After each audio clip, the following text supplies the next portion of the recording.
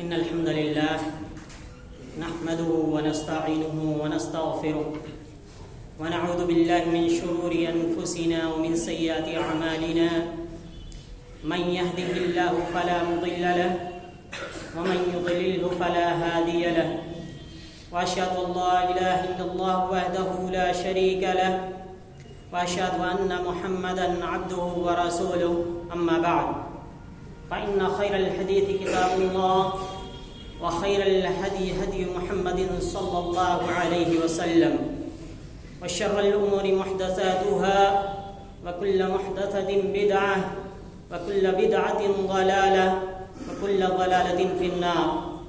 فأعوذ بالله من الشيطان الرجيم. بسم الله الرحمن الرحيم. ألم تر إلى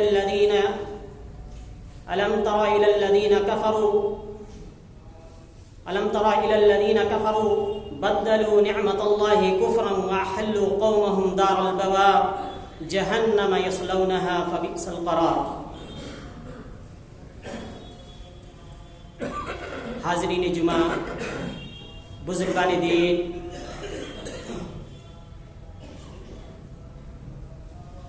دینی ملی بھائیوں اور خواتین اسلام،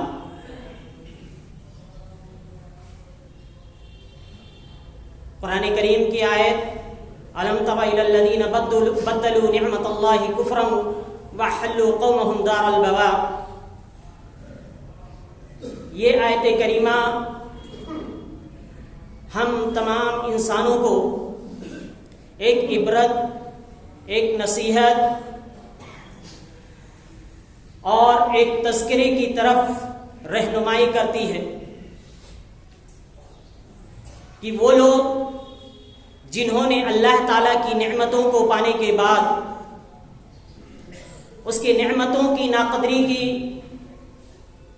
اس کی ناشکری کی، ان کو غنیمت نہیں سمجھا، ان نعمتوں کو اپنایا نہیں، ان نعمتوں سے فائدہ اٹھا کر کے رب کی شکر گزاری نہیں کی، بلکہ ان کو ضائع کیا، ان سے بے پرواہی برتی، ان سے روگردانی کی، ان سے پیٹ پھیرا اور ان کو بیکار سمجھ لیا،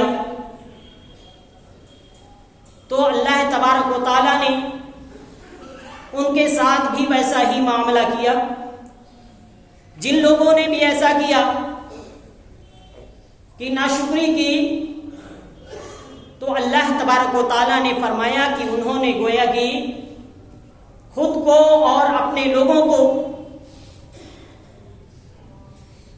ہلاکت میں اتار دیا. کون سی ہلاکت؟ جہنم کی ہلاکت، جو ایک بہت ہی برا ٹھکانہ ہے. آیت کریمہ اس بات پر دلالت کرتی ہے، بتاتی ہے کہ جو بھی نعمتیں اللہ تعالیٰ کی طرف سے ہمیں ملیں، ان نعمتوں کی شکر گزاری کرتے ہوئے اللہ تعالیٰ کی فرما برداری کرنی چاہیے. جو بھی موقع میسر ہو اس سے فائدہ اٹھاتے ہوئے، اسے غنیمت سمجھتے ہوئے ہمیں اپنی اصلاح کرنی چاہیے اور رب کی طرف رجوع کرنا چاہیے. کیونکہ جن لوگوں نے بھی ناشکری کی، ان کی تباہی و بربادی ان کا مقدر رہی، اور جن لوگوں نے شکر گزاری کی، کامیابی ان کے قدم بوس ہوئی. ہم اور آپ شعبان کے مہینے سے گزر رہے ہیں، نصف سے زیادہ ایام گزر چکے ہیں. اس کے بعد ایک عظیم موقع، ایک عظیم مہینہ، اللہ تبارک و تعالیٰ کی ایک عظیم نعمت، ایک عظیم رحمت ہم پر سایہ فگن ہونا چاہتی ہے، جو ہر کسی کو نہیں ملتی ہے، قسمت والوں کو ملتی ہے. نیکیاں، ہدایتیں، توفیق، اچھائی کرنے کی تڑپ، اچھائی کی عادت، اچھائی کی توفیق اللہ کے نیک بندوں کو، قسمت والوں کو، اچھے لوگوں کو ملتی ہیں، ہر کسی کو نہیں ملتی ہے. ہر کوئی اس سے فائدہ نہیں اٹھا پاتا ہے. آپ دیکھتے ہیں آسمان سے بارش ہوتی ہے، زمین ہے، ہر زمین اپنی صلاحیت، اپنی طاقت، اپنے استعداد کے اعتبار سے اس پانی سے فائدہ اٹھاتی ہے۔ ایک زمین ایسی ہوتی ہے جو پتھریلی ہوتی ہے، جس پہ پانی بالکل نہیں ٹکتا ہے، اسے کوئی فائدہ نہیں ہوتا ہے۔ وہ زمین نہ تو خود فائدہ اٹھاتی ہے، نہ ہی کسی دوسرے کو فائدہ پہنچاتی ہے۔ دوسری زمین وہ ہوتی ہے جو اپنے اندر اکٹھا کر لیتی ہے، جس میں جتنی صلاحیت ہوتی ہے، جتنی طاقت ہوتی ہے، جتنی استعداد ہوتی ہے، اس کے حساب سے اس پانی کو اکٹھے کرتی ہے وہ زمین۔ جو جتنا بڑا تالاب ہوگا، ندی ہوگا، نالا ہوگا، اتنا ہی زیادہ اس پانی کو وہ جمع کرے گا، اکٹھا کرے گا۔ خود نہیں تو دوسرے سیراب ہوں گے، دوسرے فائدہ اٹھائیں گے۔ کچھ ایسے بھی ہیں، کچھ زمینیں ایسی بھی ہوتی ہیں کہ خود بھی فائدہ اٹھاتی ہیں، دوسروں کو بھی فائدہ پہنچاتی ہیں۔ یہ مبارک مہینہ ہمیں آ رہا ہے، کیا ہمارے اندر وہ صلاحیت ہے؟ کیا ہمارا دل ان نعمتوں اور رحمتوں کو قبول کرنے کے لائق ہے؟ کیا ہمارے دل کے اندر وہ کیفیت پیدا ہو رہی ہے کہ ان نیکیوں کو کما سکے؟ کیا ہمارے دل کے اندر وہ صلاحیت ہے کہ ان نیکیوں کی ادائیگی کر سکے؟ کیا ہمارے دل کے اندر وہ بہتری اور خوبی ہے کہ اس خیر کے کاموں کی طرف لپک سکے؟ اگر نہیں ہے تو ضروری ہے کہ ہم اپنے دل کو دھوئیں کیسے؟ اللہ تعالیٰ کے سامنے رو کر کے، گڑ گڑا کر کے، اس سے توفیق طلب کر کے، کیونکہ اگر توفیق ربانی حاصل نہیں ہوگی تو ہمارا دل جو پتھر ہو چکا ہے اس پر اللہ تعالیٰ کی نعمتوں کا کوئی فائدہ ہونے والا نہیں ہے۔ جب تک ہم رب کے سامنے رو رو کر کے، گڑ گڑا کر کے، معافی طلب کر کے، اس سے بخشش طلب کر کے اپنے دل کے اندر لگے ہوئے زنگ کو دھو نہیں دیں گے، تب تک یہ دل اس اچھی چیز کو قبول کرنے کے لیے تیار نہیں ہوگا۔ اسی لیے بہت سارے دل ایسے ہیں جب ان کے سامنے، ان کے کانوں پر تلاوت ہوتی ہے قرآن کریم کی، بے چین ہوتے ہیں، بھاگ پڑتے ہیں۔ یہی وجہ ہے، آپ جانتے ہوں گے، جب ایک شیطان کسی کے اوپر آتا ہے تو اس کے اوپر قرآن کریم کی تلاوت کی جاتی ہے، کیونکہ شیطان قرآن کریم کو برداشت نہیں کر سکتا ہے، اس کے اندر وہ طاقت نہیں ہے۔ اگر آپ بھی قرآن کی تلاوت کو، ذکر و اذکار کو، قرآن میں تراویح کے اندر قرآن کی تلاوت کو برداشت نہیں کر پا رہے ہیں، آپ کے اندر بے چینی ہوتی ہے قرآن کی تلاوت سے، تو یاد رکھیے شیطان نے آپ کے دل کے اندر گھر کر لیا ہے، شیطان نے جگہ بنا لی ہے۔ وہ شیطانی فطرت ہے جو آپ کو اس بات پر اکسا رہی ہے کہ جب قرآن کریم کی تلاوت ہوتی ہے تو بجائے اس کے کہ آپ کے دل میں، آپ کے ایمان میں بہار آ جائے، آپ بے چین ہو رہے ہیں، پریشان ہو رہے ہیں، تکلیف محسوس کر رہے ہیں، تنگی محسوس کر رہے ہیں، آپ کا سینہ تنگ ہوتا جا رہا ہے۔ اگر یہ کیفیت ہے تو روئیے رب کے سامنے، گڑ گڑائیے اپنے رب کے سامنے، توبہ کیجیے اپنے رب سے، کیونکہ اگر رب کی توفیق نہیں ملی تو نبی صلی اللہ علیہ وسلم کے چچا بھی ابو طالب، جنہوں نے نبی صلی اللہ علیہ وسلم کی قدم قدم پر مدد کی تھی، انہیں بھی ایمان کی دولت نصیب نہیں ہوئی۔ لہذا دعا کیجیے رب سے، توفیق طلب کیجیے، بخشش طلب کیجیے، مغفرت طلب کیجیے، اللہ تعالیٰ سے روئیے، گڑ گڑائیے کہ الہی ہمیں توفیق دے، جو یہ مبارک مہینہ آنے والا ہے اس میں ہم تیری عبادت کر سکیں، اس میں تیری ریاضت کر سکیں، اس میں قرآن کی تلاوت کر سکیں، اس میں قیام اللیل کر سکیں، اس میں تراویح کا اہتمام کر سکیں، اس میں ذکر و اذکار کر سکیں، اس میں اپنے بچوں کو تعلیم دے سکیں، اپنے گھر والوں کو دین کی باتیں سکھا سکیں، اس میں روزے رکھ سکیں، روزے رکھ کر کے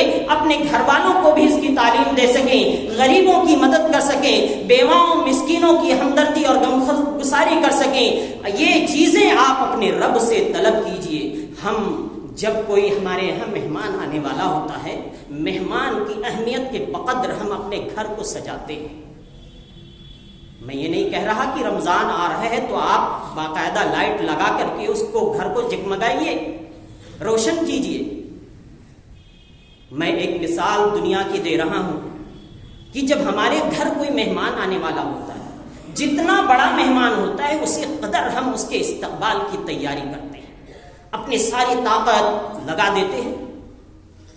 اگر کسی کو پتہ چل جائے کہ ہمارے گھر امام حرم آ رہے ہیں، وہ خوشی سے پھولے نہیں سمائے گا، کیا کیا نہیں جتن کرے گا، کیا کیا نہیں تیاریاں کرے گا۔ ان سے لگاؤ کیوں ہے، محبت کیوں ہے؟ کیونکہ اس پاک گھر کے امام ہیں جو اللہ تبارک و تعالیٰ کا ہے، اس لیے وہ شخص خوب تیاریاں کرے گا۔ تو ذرا سوچئے، رمضان المبارک کا مہینہ، جس مہینے کے بارے میں اللہ تبارک و تعالیٰ نے اس کی فضیلت بیان کرتے ہوئے کہا انا انزلناہ فی لیلۃ القدر، کہ ہم نے اس قرآن کو لیلۃ القدر میں نازل کیا۔ اور یہ لیلۃ القدر کہاں پہ ہے؟ لیلۃ القدر رمضان کے اندر ہے۔ قرآن میں کہا شہر رمضان الذی انزل فیہ القرآن، یہ رمضان کا مبارک مہینہ ہے جس میں قرآن نازل کیا گیا۔ قرآن اتنی عظیم کتاب، یہ ایک ابدی معجزہ ہے، رہتی دنیا تک، جب تک دنیا قائم ہے ایک معجزہ ہے، ہدایت کا ذریعہ ہے۔ بس افسوس کی بات تو یہ ہے کہ ہم نہ سمجھتے ہیں، نہ پڑھتے ہیں، نہ اس پہ عمل کرتے ہیں۔ ہمارے طاقوں کی زینت تو بنا ہوا ہے، ہمارے گھروں کے اندر تو سجا کے رکھا گیا ہے، جزدان اور اس کے رکھنے کی جگہیں ہماری بہت ہی اعلیٰ ہوتی ہیں، لیکن ہمارے دل اتنے اعلیٰ نہیں ہوتے ہیں کہ ان آیتوں کو اپنے دلوں کے اندر سجا سکیں۔ ہمارے دلوں کے اندر وہ اچھائی نہیں ہوتی ہے کہ ان آیتوں کو وہ دل قبول کر سکے۔ گھروں کے اندر تو ہم نے بہت سجا کر رکھا ہے، لیکن دلوں کے اندر ہم نے اس قرآن کو نہیں سجایا۔ یہ موقع ہے کہ ہم اس کو دل کے اندر سجا لیں، کیونکہ یہ تقویٰ کا مہینہ آنے والا ہے، یہ مبارک مہینہ ہے۔ ذکر یہ کر رہا تھا کہ قرآن کریم جیسی ابدی معجزہ والی کتاب اللہ تبارک و تعالیٰ نے اس مبارک مہینے میں نازل فرمائی، جس کتاب کی وہ عظمت کیوں ہے، وہ عظمت بس ایک حدیث سے پتہ لگا لیجئے کہ ہر حرف کی تلاوت پر آپ کو 10 نیکیاں ملیں گی، ہر حرف کی تلاوت پر آپ کو 10 نیکیاں ملیں گی۔ اس سے بڑھ کر اور عظیم بات کیا ہو سکتی ہے؟ تو اللہ تبارک و تعالیٰ کا یہ عظیم مہینہ ہمارے لیے آ رہا ہے، اور وہ بھی کہ اس کے اندر ایک ایسی رات ہے خیر من الف شہر، جو 1000 مہینوں سے بھی بہتر ہے، بڑھ کر ایک رات 1000 مہینوں سے بہتر ہو، افضل ہو، بڑھ کر ہو۔ اتنی عظیم رات آئے، اتنا مبارک مہینہ آئے، اور ہم اس مبارک مہینے کی تیاری نہ کریں۔ بلا شبہ ہر مسلمان کو چاہیے کہ اس مبارک مہینے کی تیاری کیسے کریں، کیا طریقہ ہو؟ قمقمے لگائیں، بلب سے، لائٹوں سے گھر کو سجائیں؟ نہیں، اپنے دل کی اصلاح کریں۔ رسول اکرم صلی اللہ علیہ وسلم نے جو طریقہ بتایا، جس طرح سے عمل کیا، صحابہ کرام نے جس طرح سے کیا، اس طریقے پر عمل کر کے اس کا استقبال کریں۔ یہ خوشی کا مہینہ، اللہ کی نعمت پر ہمیں خوشی کا اظہار ہونا چاہیے، لیکن ویسے ہی جیسے خوشی کا اظہار رسول اکرم صلی اللہ علیہ وسلم نے کیا ہے اور آپ کے صحابہ نے کیا ہے، اپنے طور پہ نیا دین بنا کر کے نئے انداز میں اس کا استقبال نہ کریں۔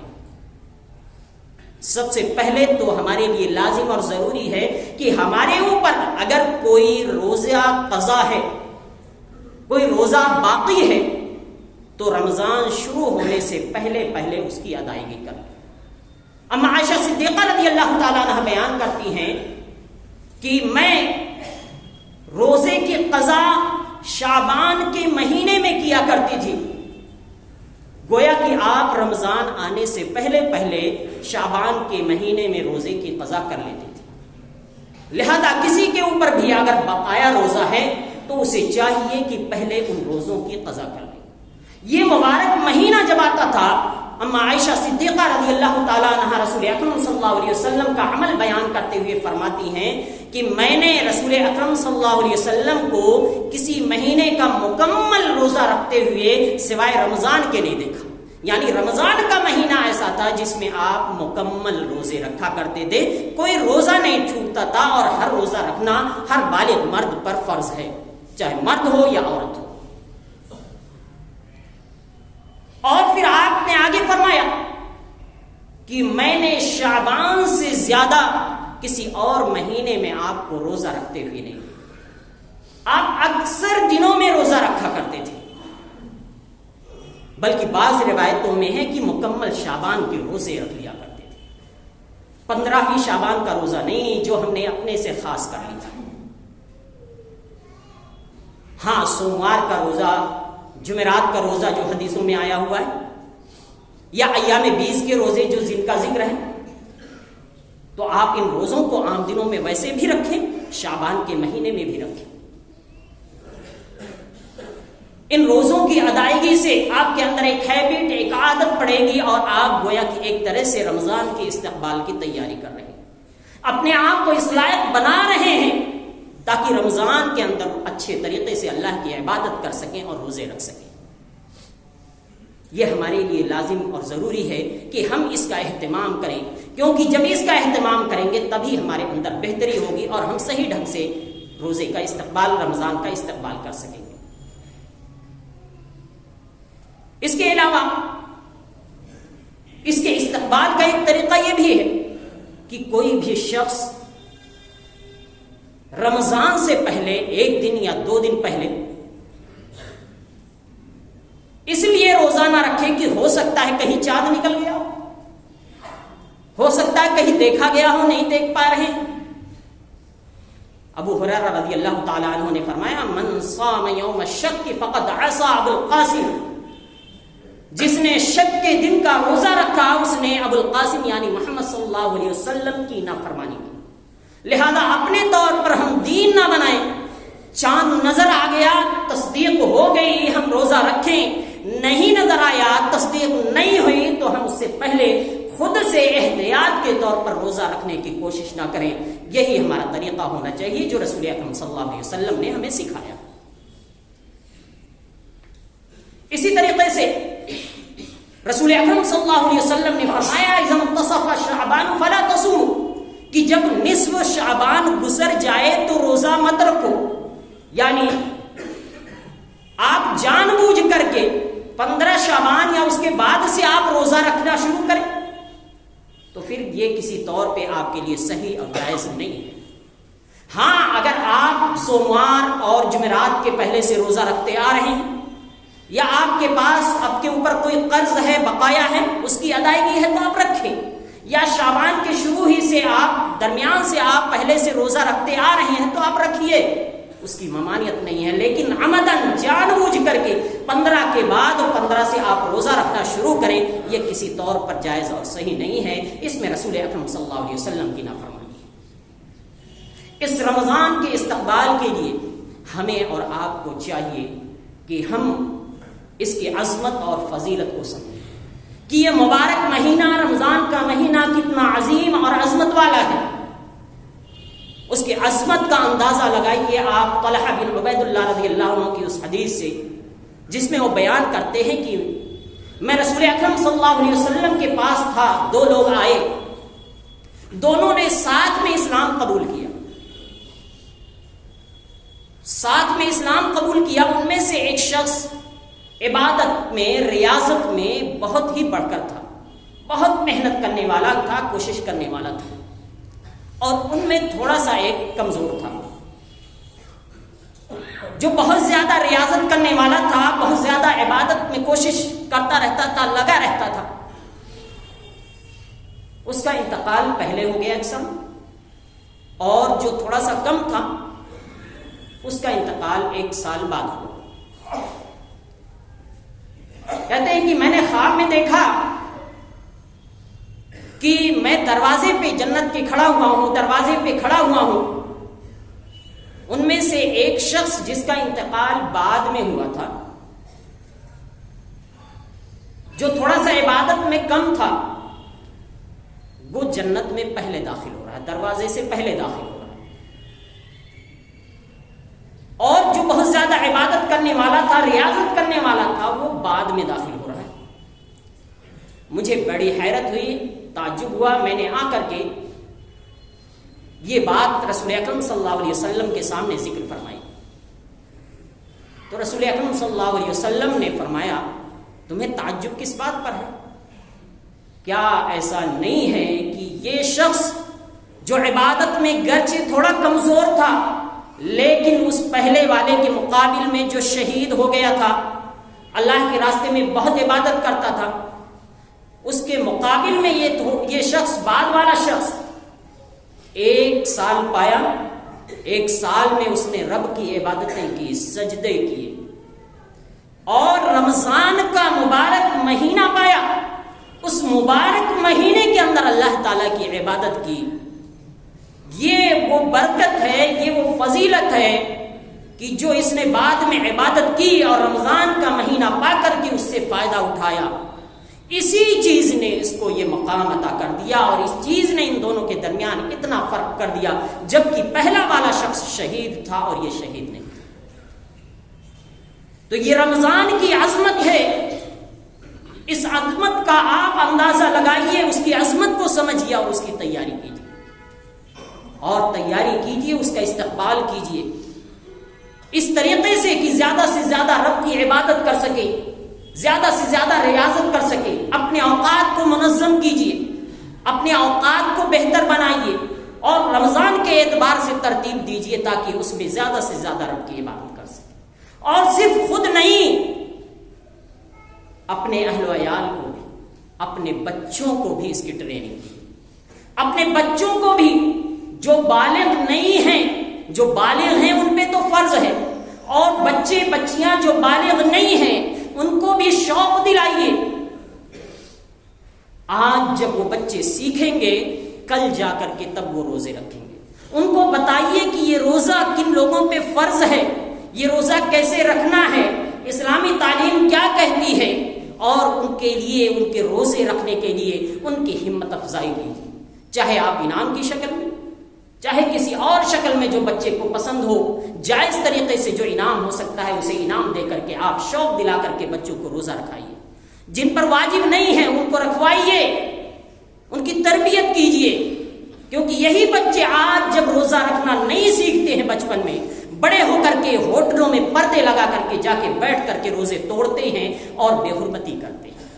اگر آپ نے ٹریننگ دی اپنے بچوں کی اصلاح کی، ان کو قرآن کی تلاوت سکھائی، آپ ایک پروگرام بنائیے اپنے بچوں کے لیے، ایک شیٹ بنائیے اور اس کے اعتبار سے ان کے پروگرام کو سیٹ کیجئے کہ ہمارے بچے کس طریقے سے رب کی عبادت کریں گے، کس طریقے سے کس وقت میں قرآن کی تلاوت کریں گے، کس وقت اسکول کے کام اور ہوم ورک کریں گے۔ یہ ساری چیزیں آپ اپنے بچوں کے لیے منظم کیجئے، کیونکہ قوا انفسکم واہلیکم نارا، اپنے آپ کو اور اپنے اہل و عیال کو جہنم سے بچاؤ۔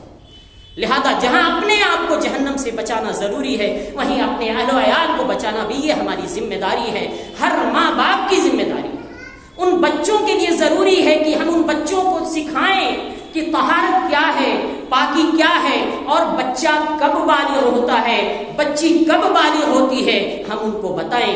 شریعت نے کچھ علامتیں بتائی ہیں بچوں اور بچیوں کے بلوغت کی، جن میں سے جیسے ناک کے نیچے بال اگنے لگے، ایک علامت یہ ذکر کی جاتی ہے۔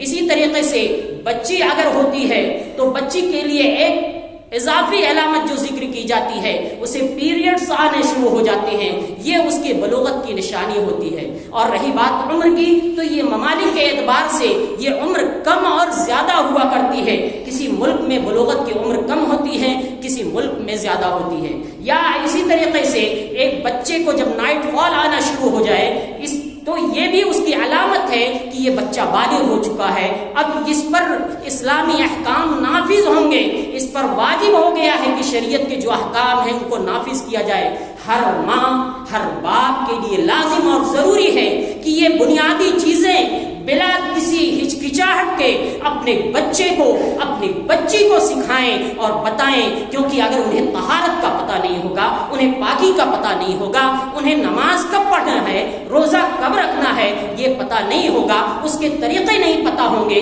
تو رب کی عبادت کیسے کریں گے اور کب کریں گے۔ لہذا لازم اور ضروری ہے کہ ہم اپنے تیاری کریں اور اپنے بچوں کو اس کی تعلیم دیں، اپنے بچوں کو سکھائیں۔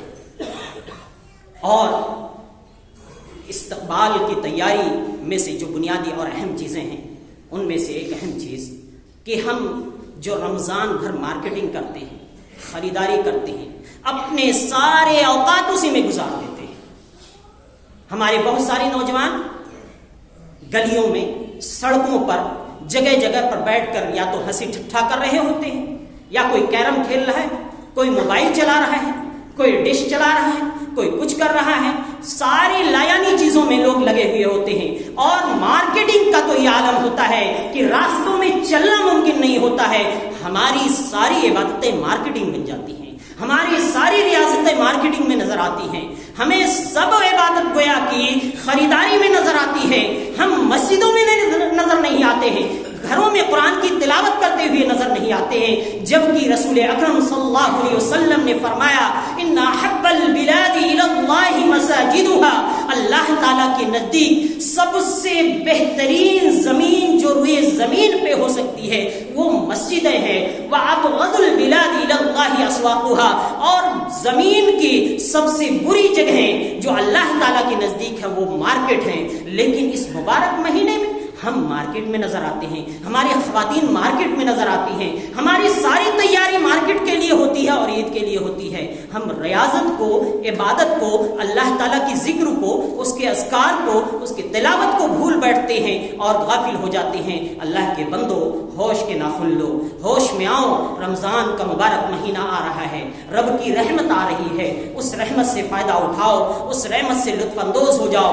اپنے آپ کو اس قابل بناؤ کہ اللہ تعالیٰ کی وہ رحمت مل سکے اور دلوں میں گھر کر سکے. اللہ تعالیٰ سے دعا ہے کہ الہ العالمین تو ہم سب کو اس بات کی توفیق عطا فرما. الہ العالمین تو ہم سب کو جب تک زندہ رکھ دین اسلام پر، جب بھی ہمارا خاتمہ ہو ایمان کی حالت میں ہو.